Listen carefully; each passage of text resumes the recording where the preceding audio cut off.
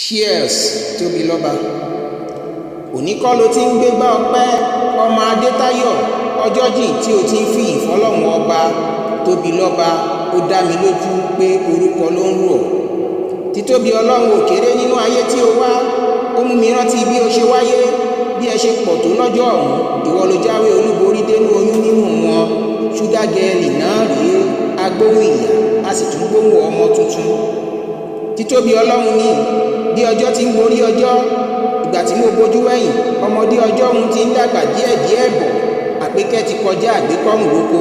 Sẹ́ídà wa ti wá tójú bọ́, ó ti ń kúrò ní mọ̀jèsì. Ṣé ọpẹ́ ṣáá ni tiẹ̀ lójoojúmọ́ tẹ́lẹ̀tẹ́lẹ̀ rí? Àmọ́ àrà ọ̀tọ̀ wá lọ́pẹ́ èyí jẹ́, nítorí ọpẹ́ àmọ́dún ni. Bí a bá ṣe ni lóore, ọpẹ́ làádá. Àpékẹ́ ń dúpẹ́ fọ́lọ́run ọba, gbogbo wa ń bá ṣúgà gẹ́ẹ̀lì yọ̀. Arẹwà obìnrin, ọmọ olóríire, ẹni tọ́lọ́run fọlákẹ́ tó tún fẹ̀sì kún. Àpékẹ́, ó dára léèyàn, ó tún sunwọ̀n níwà. Ìbòrí ò lè dùn bíi kálò kó gúnrégé ó sì lè dàbí kó jẹ́ tẹ̀sì ó tún lè dàbí kó yẹ ni. Sẹ́ídà, ó dára lóbìnrin tẹ̀gànkọ́, dúdú tí ó dúdú, ó mọ ní ti kóró iṣin.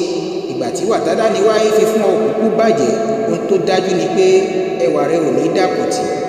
Ìjẹ̀bú ní ilé ṣúgà gẹ́ẹ̀lì o, ọmọ adúrunmọ́dé adúrunmọ́sù ni, ọmọ aládìyẹ ògùdùmọ̀dà, ọmọ adìyẹ bàlókùn ọ̀mìnì, ara òrókùn, ara òkúkú radìyẹ. Ọmọ òun ṣe ni ọ̀yọ̀yọ̀ ń yọ̀, ọ̀yọ̀yọ̀ mọ́yọ̀mọ́ òun ṣe ni ò lè pani. Ọmọ dúdú ilé òun ọbẹ̀ ẹsẹ̀ níjọ́sí, pupa tó mọ ọbẹ̀ ẹsẹ̀ òkúkú sí nílé. Ọmọ mo rẹ́yẹ máma rókò, mo rókò tán ẹyẹ mà ti lọ. Ọmọ mo níṣu nílé máma lọ́bẹ̀ẹ́, ọbẹ̀ tí ń bẹ nílé ọmọ ilé bàbá tí wọ́n lọ. Àpékẹ́, ìwọ lọmọ alówó dọ́là kóyìnbó tó dé. Òyìnbó dé tán, lówó ọ̀hún bá tún pọ̀ sí. Lórúkọ gbogbo ọ̀rẹ́ ní tilé tó kọ́, akéwì àgbáyé, akẹ́kọ̀ọ́ akọ́kà ló ń kí ọ pé Àpékẹ́, happy birthday ẹni ìfẹ́, many happy returns. Tóbilọ́ba, ọmọ ológo, ọdọọdún ni ṣágo ń wúwé, ọdọọdún làárọ̀ rógbó, lọ́dún ń ta òòṣà. Ọ̀rọ̀ rẹ ti wá di ti pèrègún etí odò. Lọ́lá Olúwa, wàá tún ṣẹ́ míì.